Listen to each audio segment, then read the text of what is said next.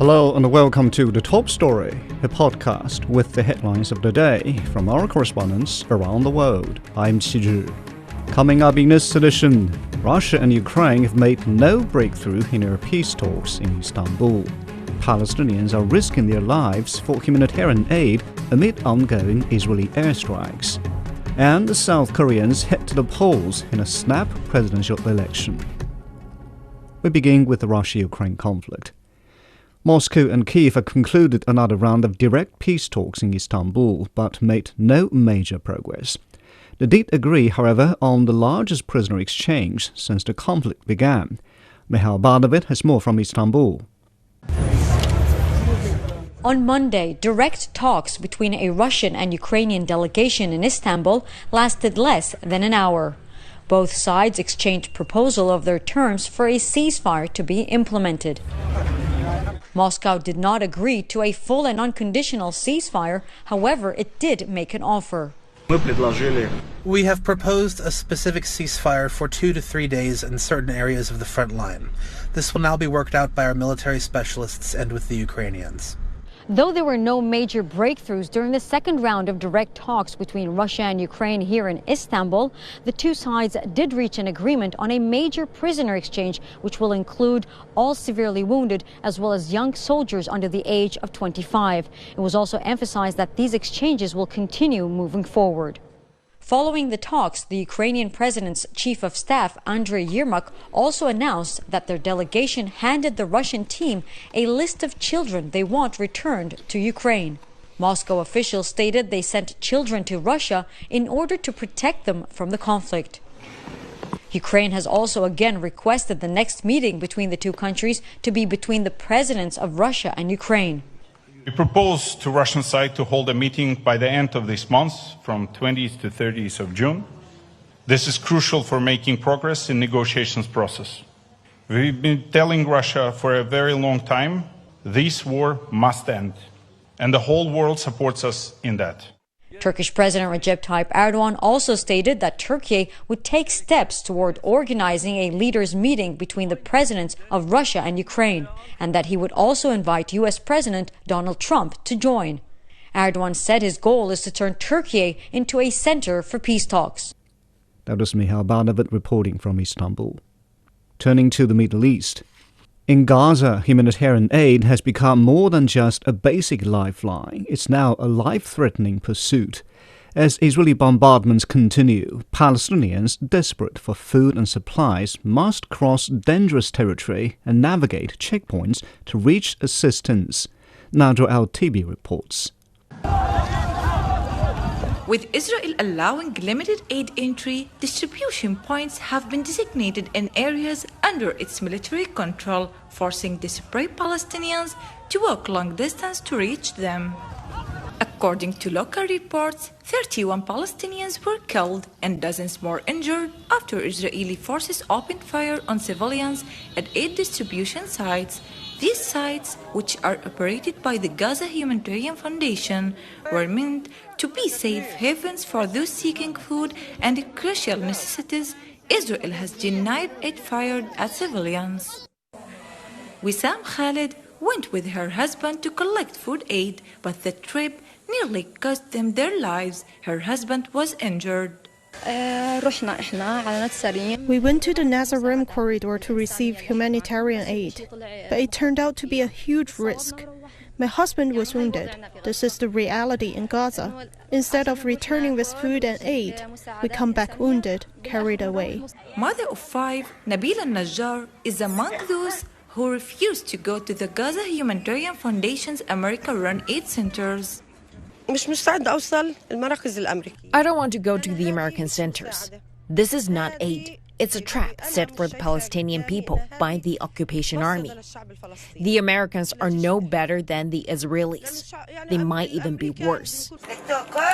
Gazans rely almost entirely on humanitarian aid, which Israel has heavily restricted. Many families have been cut off from their food supplies, leaving over 2 million Palestinians facing hunger amid fear and destruction. We hear there's aid in Rafah and Nazarene, but we don't see any. I can't afford to go there, and we're too scared of what could happen. My grandchildren go to sleep hungry. 2 nights ago, the youngest woke up crying from hunger. I wept with her. Despite the entry of some aid convoys, the United Nations says that the aid reaching Gaza doesn't meet even the minimum needs in what has become the hungriest place on earth. Here in Gaza, it's not enough to go hungry. You also have to walk a long way through gunfire and pray you're lucky enough to get your hands on a package. While the world debates how to distribute aid, Gazans are left wondering who will survive to receive it. That was Nader Al-Tibi reporting. In Iran, Tehran has accused Western powers of using the International Atomic Energy Agency as a political tool. Iran's foreign minister says the country will reject any deal with the United States that restricts its right to enrich uranium, emphasizing that its nuclear ambitions are purely peaceful and economically motivated. This comes as Egypt hosted talks between Iranian officials and the IAEA. Abd al-Marouki reports from Cairo. Egypt is joining Arab and European mediation efforts aimed at brokering a new Iranian nuclear agreement with the United States. On Monday, Cairo brought together the IAEA chief, Rafael Grossi, and Iranian Foreign Minister Abbas Araghchi. This comes ahead of an IAEA governors meeting next week set to discuss its latest report on Iran. The Middle Eastern country has for years been under sanctions over its nuclear program.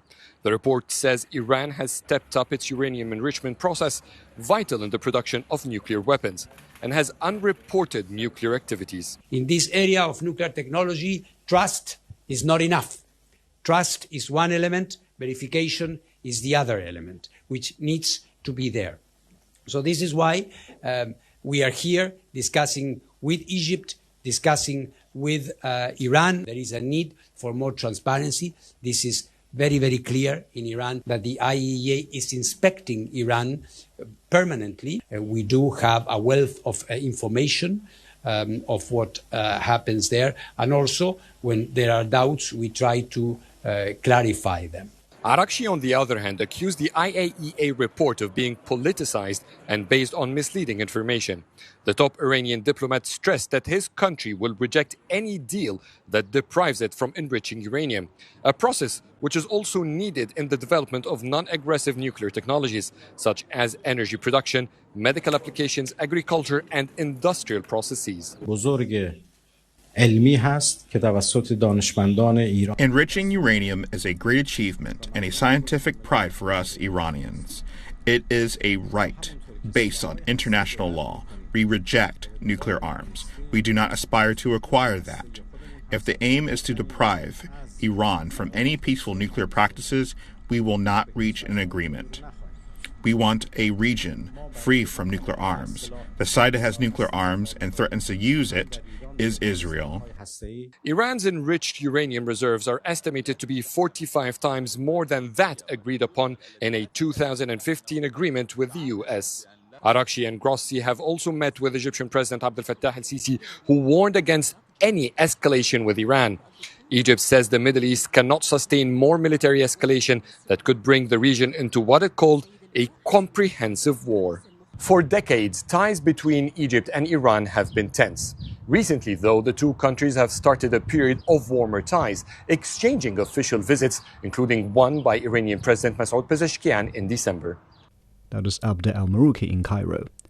In other parts of Asia, South Koreans headed to the polls on Tuesday in a snap presidential election, capping one of the most tumultuous chapters in the country's political history. By 5 p.m. local time, voter turnout had exceeded 73%, a record high for that hour in any Korean presidential race. Zhang Yun reports. Polling stations across South Korea opened at 6 a.m., with voting hours extended by 2 hours to accommodate the extraordinary nature of the election. This vote follows the impeachment of former President Yoon Suk-yeol, whose controversial attempt to evoke emergency military rule ultimately led to his removal from office. The two main contenders are Lee Jae-myung of the left-leaning Democratic Party and Kim Moon-soo of the Conservative People Power Party. Li is leading in final polls, while the conservative bloc has been left reeling after Yung's ouster. Since the former president's departure from the party in May, the party has struggled to restore public confidence. Pre-election surveys by major polling agencies showed Li's support ranging from 44.9% to 49.2%. As of 6 p.m., turnout had reached 76.1%, 0.4 points higher than the same time during the last presidential election in 2022.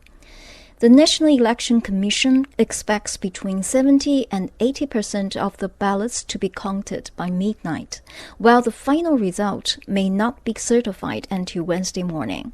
In the previous election, Yoon Suk-yeol's victory became apparent by 2 a.m. In 2017, Moon Jae-in's lead was evident as early as 10 p.m. on election night. The winner of the vote will take office immediately after the National Election Commission formally certifies the results. That was Zhang Yun reporting from Seoul. In North America, millions of Mexican voters have elected judges at every level of the judiciary in the country for the first time in history. Electoral authorities say the final result for the historic election will be released over the next 2 weeks. Frank Contreras has more from Mexico City.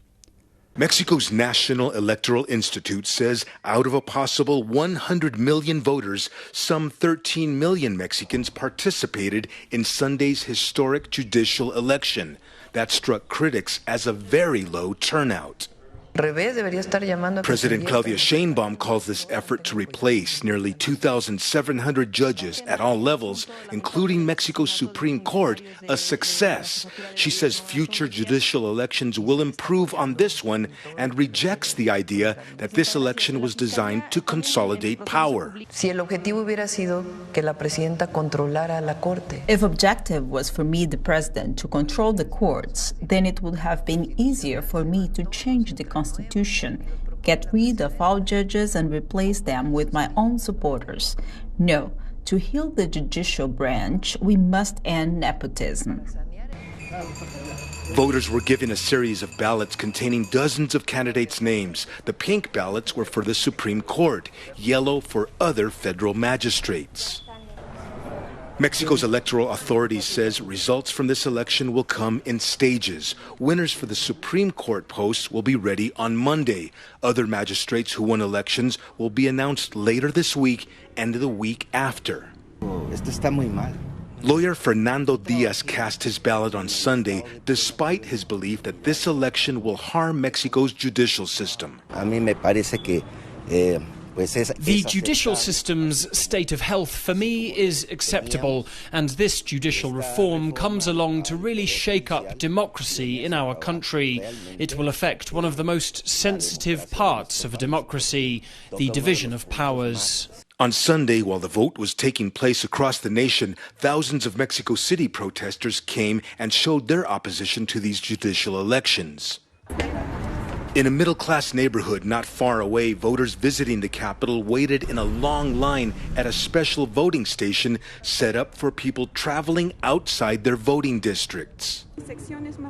Alicia Hernandez came from Quintana Roo State, near Cancun, to participate in the vote. For me, this is a big achievement. We are living a part of history in this democracy. We are a sovereign nation, and now the people have the power to vote for all judges and magistrates. Another round of judicial elections in Mexico are scheduled for 2027, when more than 1,000 posts will be filled. The results for this election, according to officials, may not be known for a number of days or even weeks. That's Frank Contreras reporting. Finally, in Africa, the United Nations is warning of a deepening human rights crisis in South Sudan amid escalating conflict between President Salva Kiir and Vice President Riek Machar, who has been under house arrest since March. Government airstrikes in conflict zones have led to a rise in civilian casualties. Patrick Oyet reports. In his warning, the UN Human Rights Chief said South Sudan People's Defense Forces used aerial bombardment in May in the eastern part of the country, targeting the bases of opposition armed groups reportedly led by Mr. Machar.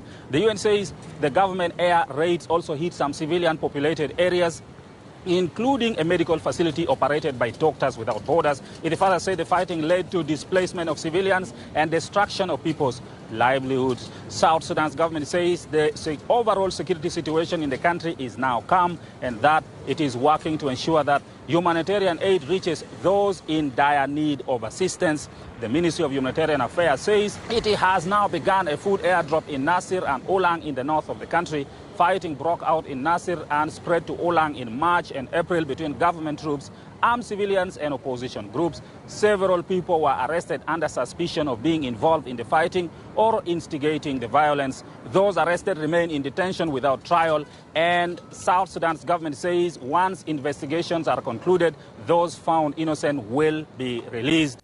That was Patrick Elliott reporting. Now, recapping the headlines, Russia and Ukraine have made no breakthrough in their peace talks in Istanbul. Palestinians are risking their lives for humanitarian aid amid ongoing Israeli airstrikes. And South Koreans have headed to the polls in a snap presidential election. And that's it for this edition of The Top Story, a podcast that brings you world headlines every weekday. For more news in politics, business, sports and culture, you can subscribe to the Beijing Hour, a 1-hour podcast news magazine program. We welcome and appreciate all ratings and reviews. I'm Qi Zhi. Thank you for listening.